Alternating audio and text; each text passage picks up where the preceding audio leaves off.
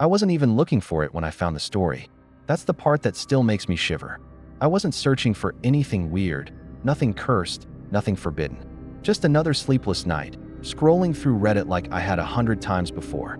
You know how it is. You tell yourself one more post, one more thread, and before you realize it, the sun is threatening to rise. But that night, I clicked on something I shouldn't have. It was buried in r/nosleep, mixed in with the usual titles about haunted houses and strange encounters, but the way it was written, it felt different. Too vivid, too specific. It didn't read like fiction at all. It read like someone desperately trying to document something they weren't supposed to share. At first, I brushed it off. I even laughed. Classic nosleep exaggeration, I thought. But then a detail caught my eye. A name, a place, something so eerily familiar it felt like the words on my screen were reaching out and gripping me by the throat. Here's the thing. I should have stopped right there. Closed the app, put my phone down, gone to sleep. But I didn't. And if you're still listening to me now, maybe you won't stop either. Maybe that's why I hesitated to tell this story in the first place. Because the more I've told it, the more real it seems to become. Like dragging it back into the light keeps it alive. I know how this sounds. Paranoid. Maybe even insane. But trust me, once you've heard what I read that night, once you've seen how it bled into my life, you'll never scroll Reddit at 3 a.m. the same way again. That story wasn't just some stranger's imagination. It was a warning, a breadcrumb trail left by someone who clearly didn't make it out. And me? I was stupid enough to follow it. You're going to think about leaving before I finish. That's normal. It means your instincts are working better than mine did. But by then, it'll be too late. Because once the words are in your head, once you let them sink in, it doesn't matter if you believe them or not. You've already invited it in. And the worst part, that's exactly how my night started. Innocent, harmless, ordinary. Just a guy lying in bed, phone in hand, browsing stories to kill the silence. Normal. Until it wasn't. Because sometimes the scariest things don't wait for you in the shadows. They find you when you're comfortable, distracted, unguarded. That's how it found me. Insomnia isn't something you ever really get used to. People like to joke about it. Oh, I stayed up too late binging Netflix, or I couldn't stop scrolling TikTok. But that's not what I mean. Real insomnia is different. It's lying in bed with your body exhausted, your eyes burning, but your mind clawing at the walls of your skull like it's been locked in too long. You'd do anything, to just switch it off for a few hours. That's what my nights were like back then. Every night, I tried everything. Chamomile tea, white noise apps, boring documentaries, even counting sheep until I wanted to strangle one. None of it worked. My only reliable companion was my phone, its glow painting me in pale blue light while the rest of the apartment sat in silence. There's something weird about the world after 2 a.m.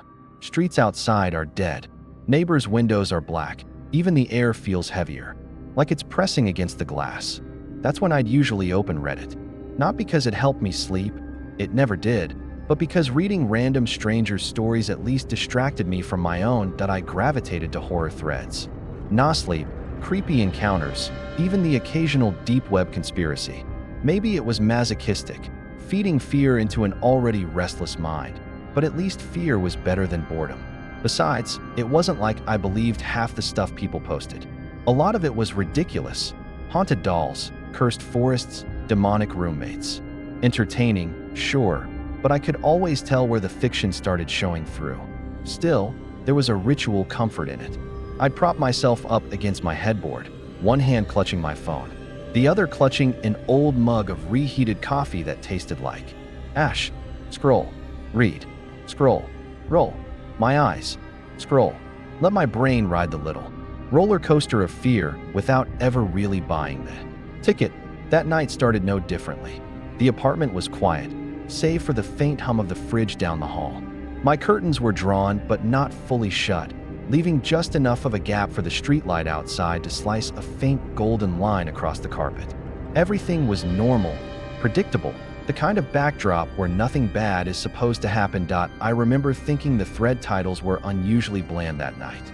Stuff like, I heard scratching in my walls, or don't stay at the old motel. I almost put the phone down, convinced it would be another night of recycled creepypasta. When a title farther down the feed caught my eye. I don't know why I stopped on it. It didn't have the usual bait. No creepiest ever, No, don't read this at night. Just a plain sentence, short and almost lazy, like the person posting it didn't even care if anyone clicked. But maybe that was what made me curious.it read. If you find this, don't ignore it. Something about that phrasing hooked me. Not flashy, not desperate, just direct, like it was meant for me and me alone.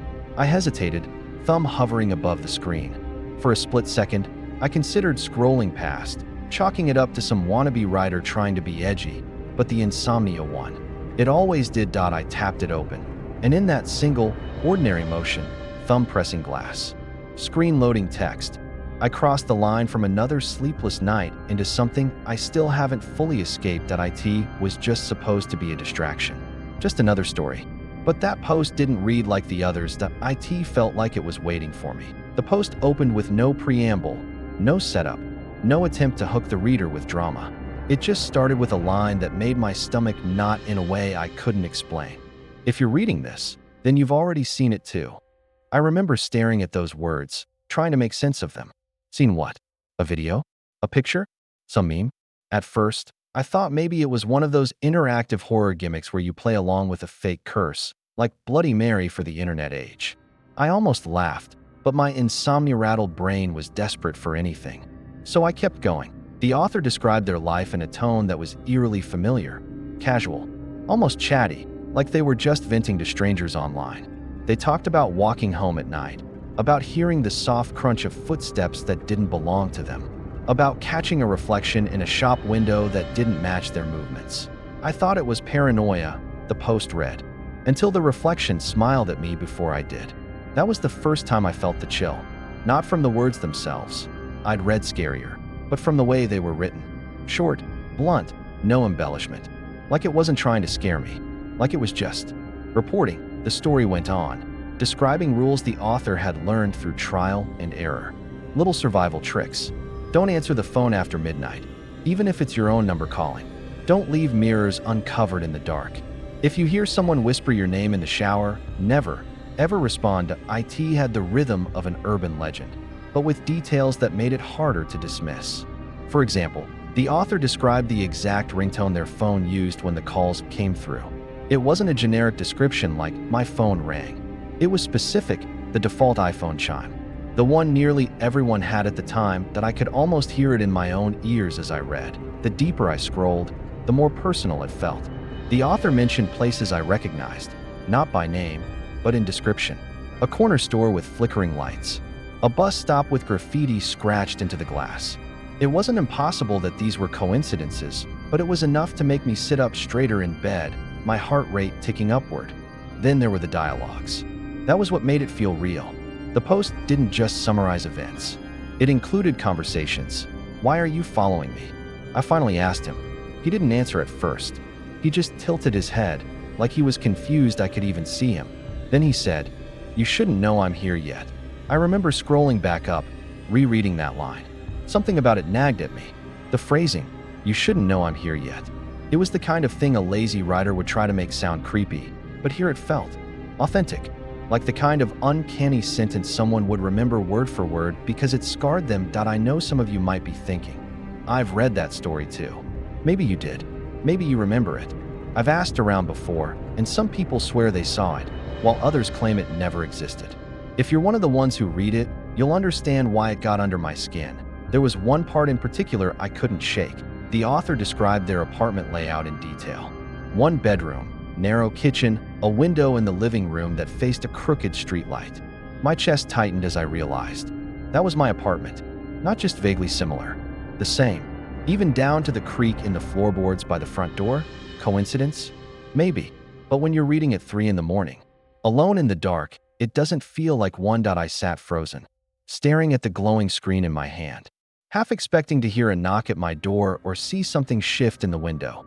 The story ended abruptly, with no conclusion. Just one final line. If you're still reading this, it's already noticed you. I dropped the phone onto my sheets, heart hammering so loud I swore I could hear it in my ears. I wanted to tell myself it was just a clever trick, just another nosleep writer pushing buttons. But deep down, I knew something was off. Because in that moment, with the silence pressing in around me, I couldn't shake the feeling that I wasn't alone.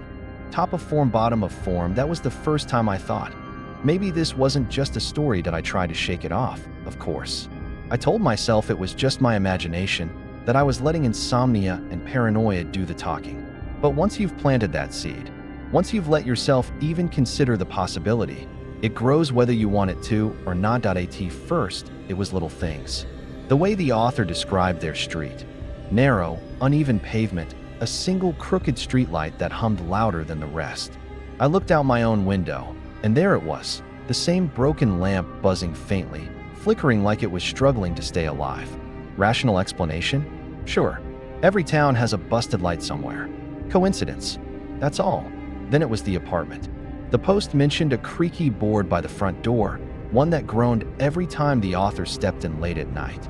That one made my stomach drop, because I'd been meaning to get mine fixed for months. Same spot, same sound, same irritation. My brain tried to excuse it. Old buildings are full of quirks. A lot of apartments probably creak. No big deal. But the coincidences didn't stop. The writer mentioned their phone, an older iPhone with a cracked corner on the case. I glanced down at mine, tracing the same spiderweb crack on the same corner. I laughed nervously, almost convincing myself. It was funny, like maybe half the planet had identical damage on their phones. But it didn't feel funny. It felt targeted. That's when the rational explanations started running thin. The post described a neighbor who never seemed to leave their apartment, always peeking from behind the blinds, always watching but never interacting. I thought of the guy across the hall from me, pale, quiet, eyes darting every time we passed in the hallway. I joked once to a friend that he gave me serial killer vibes. Now the joke didn't feel so light. Coincidence piled on coincidence, until they weren't coincidences anymore. They were patterns. And the more I noticed, the less I could convince myself it was all harmless. That I tried to distract myself, scrolling past the post, checking other threads, even opening a different subreddit just to escape the weight pressing on my chest. But my eyes kept darting back, like the story was tugging at me, refusing to let go. The parallels started blurring with reality. The post described the sound of faint knocking at odd hours, 3 soft taps, spaced apart. That night, I woke up at 3:17 a.m. to exactly that sound. 3 knocks, not at my door, but faint, from somewhere inside the walls. I told myself it was pipes, maybe the building settling. But deep down, I didn't believe it. That I started pacing the apartment, checking every corner like some intruder might be hiding in plain sight. Curtains, closets, even the kitchen cabinets, all empty. But the silence that followed was worse than if I'd found someone there. It was the detail about the bus stop that broke me. The author wrote about waiting at a stop with a cracked glass panel and graffiti carved into the bench, a crude smiley face with excess for eyes. My stomach turned to ice because I passed that stop every morning on my way to work. Same crack, same graffiti, same goddamn smiley face. That was when I stopped laughing it off. That was when the excuses stopped sounding reasonable, even in my own head. I remember whispering out loud, as if saying it could make it real. This isn't just a story. And the worst part? The nosleep post had one more line I couldn't forget. One I hadn't taken seriously at first, but now clung to me like a curse. The more you notice the similarities, the closer it gets. I tried to tell myself it was just another creepy flourish, a bit of writer's flair. But when I looked at the crooked streetlight outside my window, flickering like it was winking at me, I wasn't so sure anymore. Because every time I reread the post, the parallels didn't just stay the same. They multiplied. That I wish I had stopped there. But I didn't. I told myself I was just letting paranoia get the best of me. That's the thing about insomnia. You start doubting your own senses. Every shadow looks darker. Every creak sounds louder. Every coincidence feels like a threat. I kept repeating that to myself. It's in your head. It's just a story. But then things started happening outside the page. The first was the noise. Not the creaks of the apartment that I could explain away, but something sharper. At around 2:40 a.m., I heard the distinct sound of my front door handle rattling. Just once. Not like someone trying to break in, but like someone testing it. Checking. I froze in bed, phone clutched against my chest, holding my breath as if that could make me invisible. After a long silence, I forced myself up, grabbed the nearest thing I could use as a weapon, a lamp, and tiptoed to the door. Nothing. I even opened it, heart pounding, expecting to see someone in the hallway. But it was empty. Too empty. The kind of silence that feels staged that I told myself it could have been the building settling, but handles don't rattle from settling. That was the first time I felt eyes on me. The second thing was harder to dismiss. My phone buzzed with a notification around 3 a.m. I assumed it was Reddit again, maybe a new reply on some thread. But when I unlocked it, the screen showed a new DM from an account I didn't recognize. The username was gibberish, just a string of letters and numbers. The message said, "Don't cover your mirrors tonight." My blood ran cold. If you remember, that was one of the rules in the nosleep post. I tried to laugh it off. Maybe someone who saw me comment somewhere was just trolling. But I hadn't commented on anything that night. I hadn't even typed that I deleted the message and shut off notifications, convincing myself it was a prank. But the unease stuck to me like a film. That's when the notifications changed. My phone began buzzing at odd hours, but when I checked, there were no new alerts. No texts, no emails, no push notifications at all. Just the screen lighting up, buzzing like a phantom. At one point, I could have sworn I saw a preview message flash for a second before vanishing. Just 2 words, "Still watching." Sleep became impossible. I started pacing the apartment every night, double-checking locks, unplugging my router, even putting my phone in airplane mode. None of it helped. Then came the second DM, different account, same nonsense username. This one didn't waste time. "You read too far."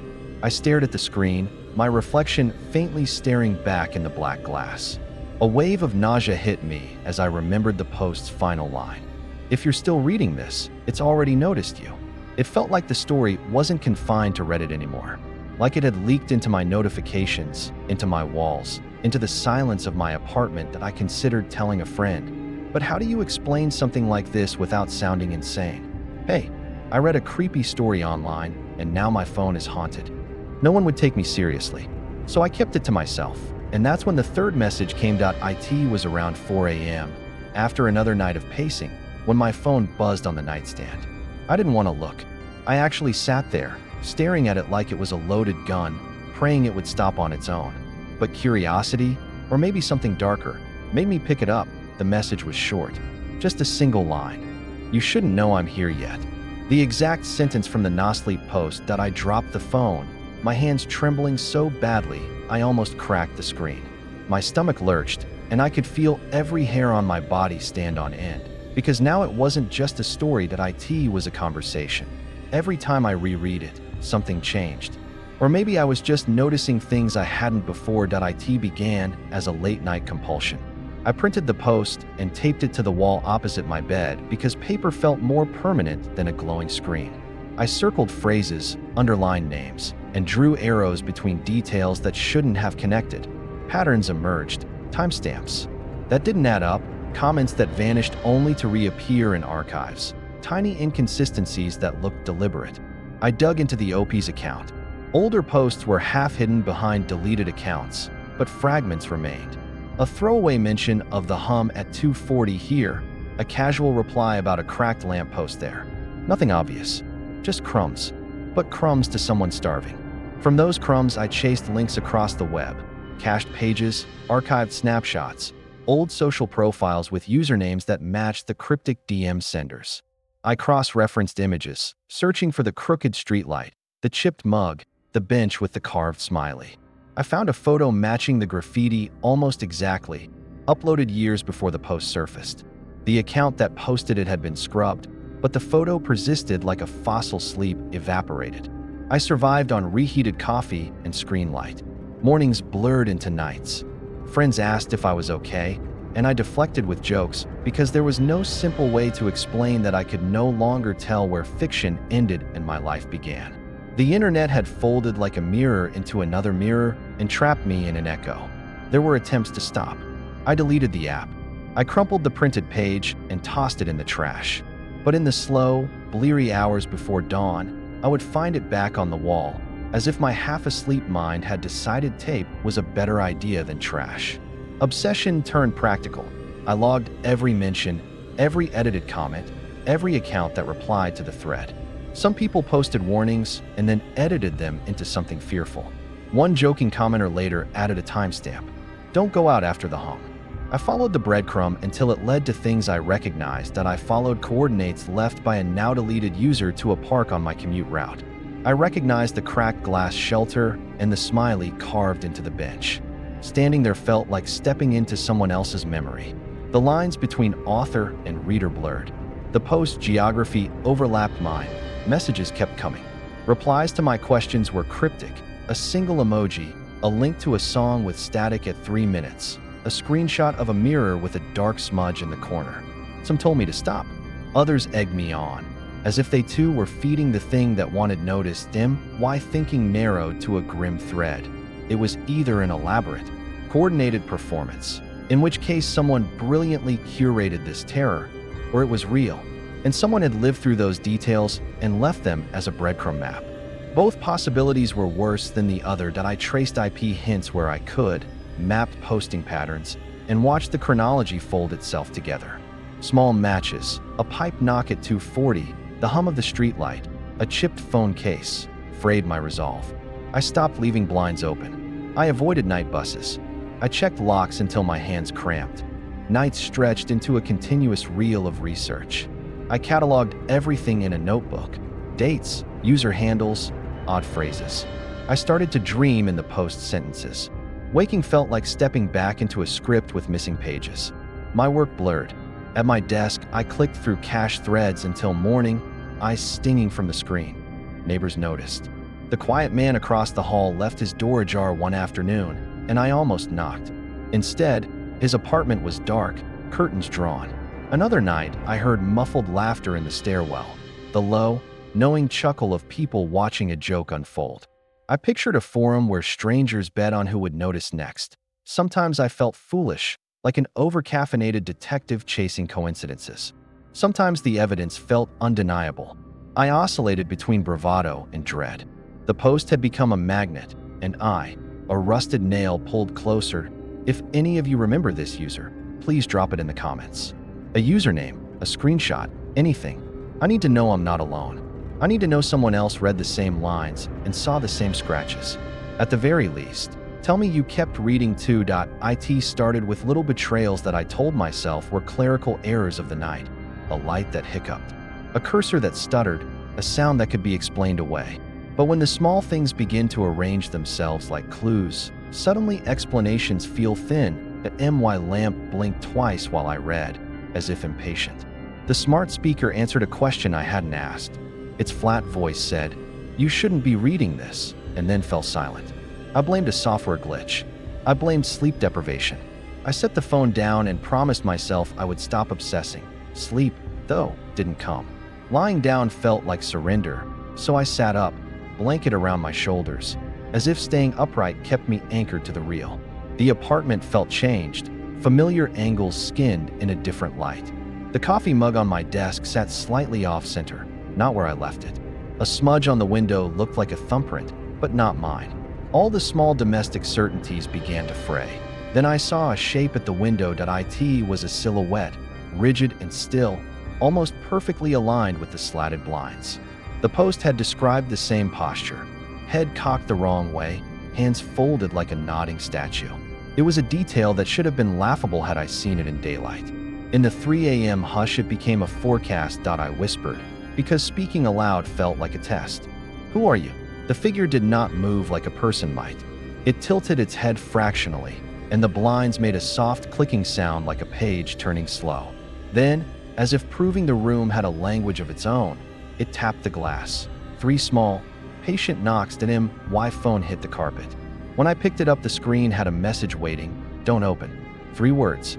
The same cadence as the knocks. I laughed then. A hollow, uneven sound. Maybe someone was screwing with me. Maybe it was a coordinated hoax, a group with too much time and a cruel sense of humor. But the senders left no trail, profiles with gibberish names and blank avatars that vanished when I tried to click them. The messages felt like breath from an unseen mouth. Electronic disobedience increased. The TV, idle in the corner, flicked to static, then to a clip filmed from the stairwell outside my door. There I was on screen, hair mussed, shoulders slumped, walking past a camera I'd never noticed.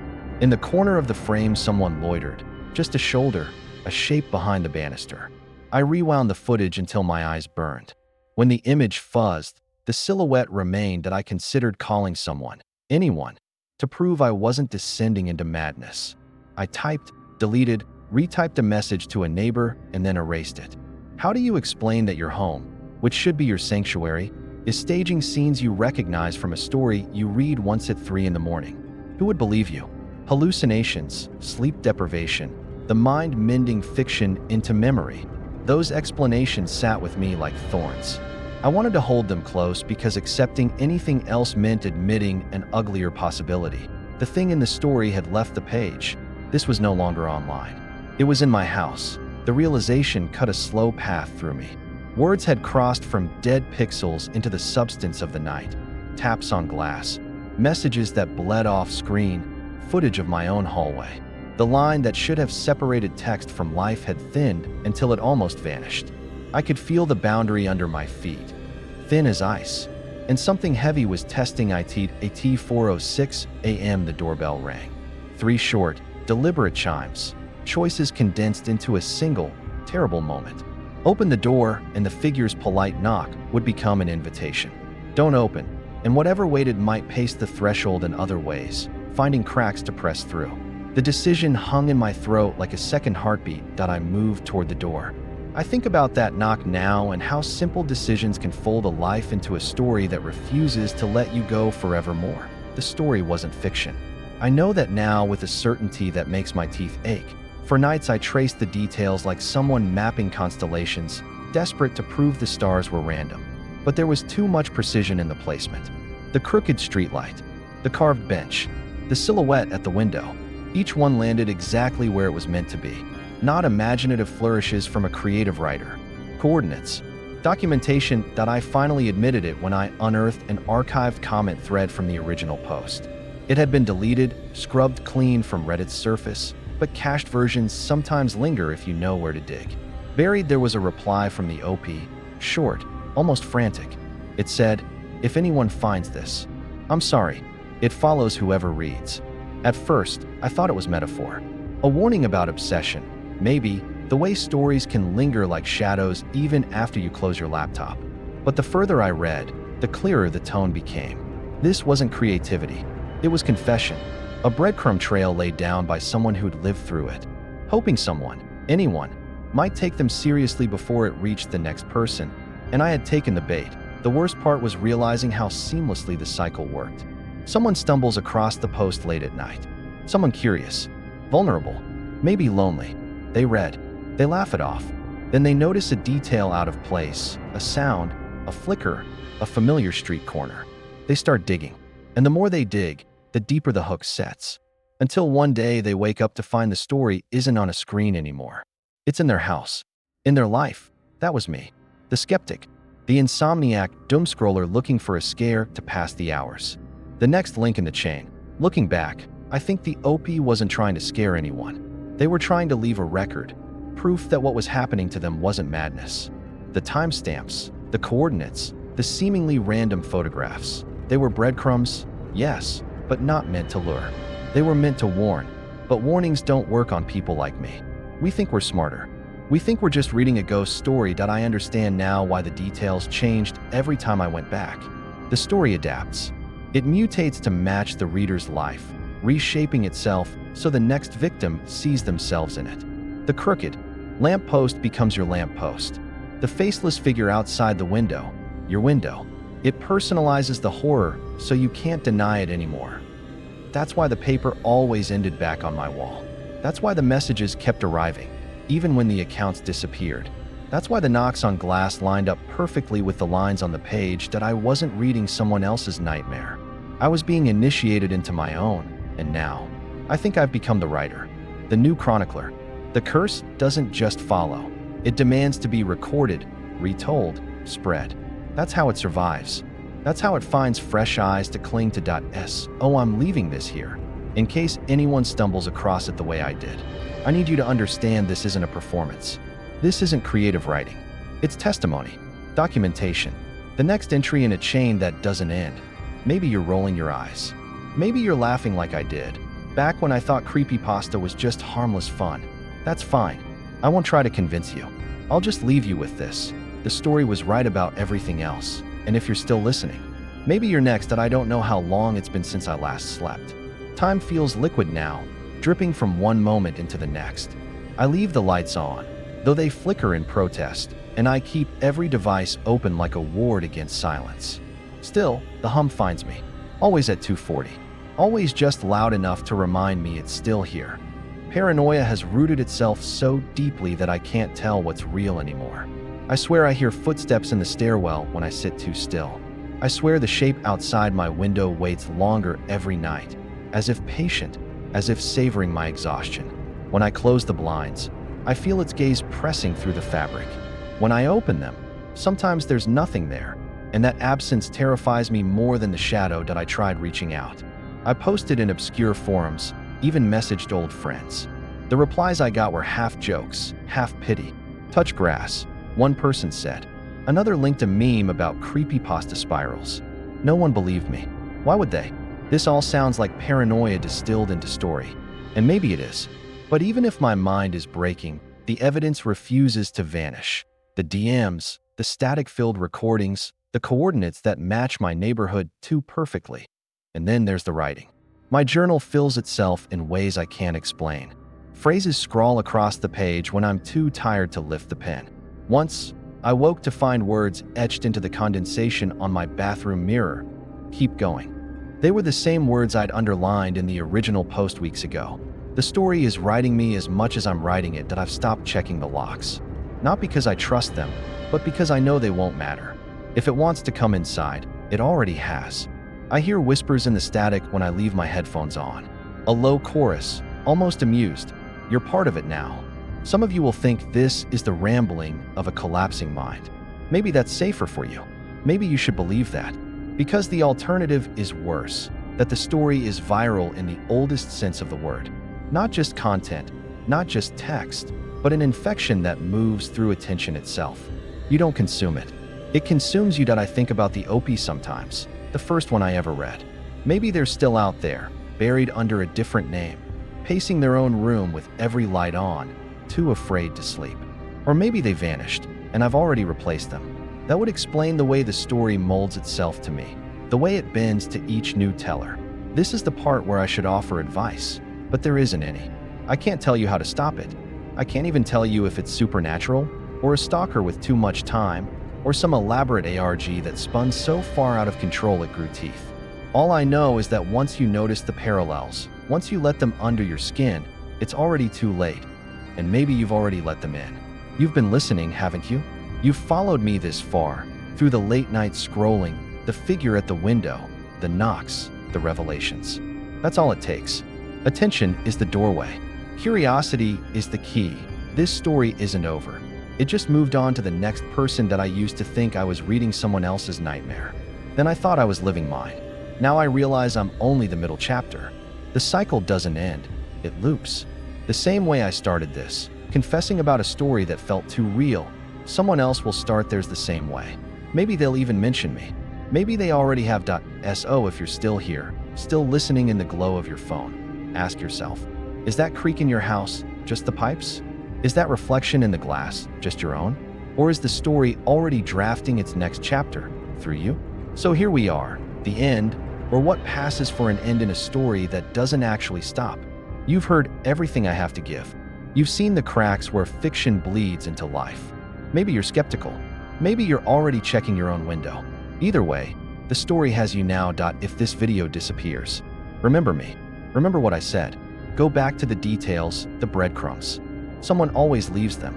Someone always picks them up. That I want to know. Do any of you remember that original post? Did you read it too? Did you notice something I missed?